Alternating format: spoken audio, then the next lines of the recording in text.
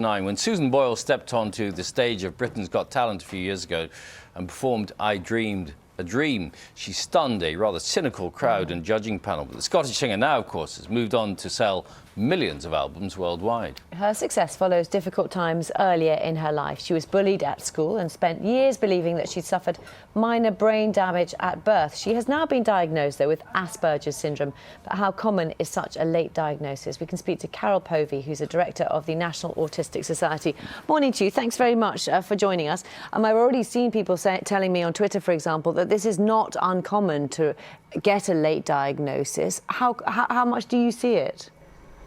Morning.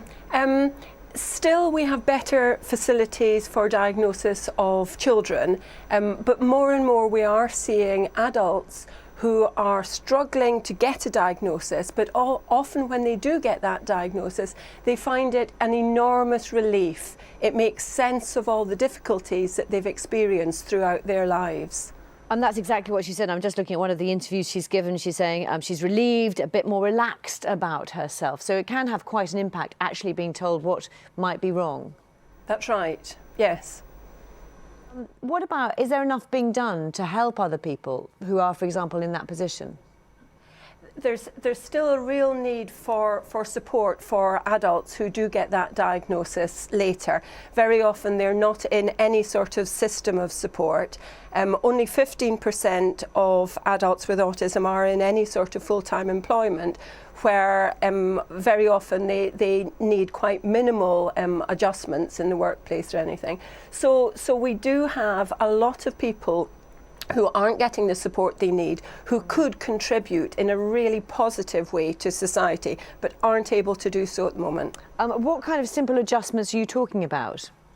Very often it's things like adjustments to interview schedules, more structure, and really people understanding about autism and Asperger's syndrome. The thing that most people with autistic spectrum disorders ask for is people actually understanding the condition. That's what makes the most difference in their lives. OK. And how does it affect, particularly what we're talking about today is Asperger's, isn't it? So how does it affect people? Does it manifest itself? Yeah, Asperger's syndrome is a part of the autistic spectrum, and people with Asperger's syndrome often struggle to make sense of the world around them.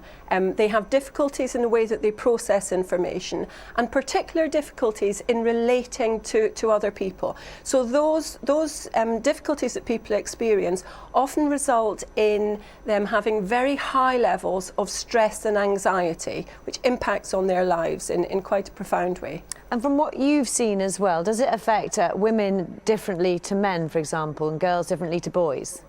It does. Girls and women present very differently from boys. They are often better at masking the characteristics of autism, and their particular interests are often far more similar to other girls and women, so things like animals and people. But it's about the quality and quantity of those particular interests.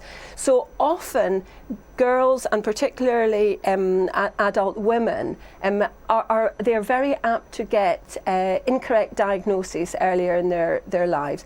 Depression, anxiety, perhaps self-harm or something. But in fact, it may just be that their Asperger's syndrome hasn't been recognised as the key difficulty that they're experiencing. OK, and so for people who are concerned out there either about themselves or perhaps parents, what's your first port of call? The first port of call really should be the National Autistic Society helpline. They can contact us and we can put them in touch with local support for them.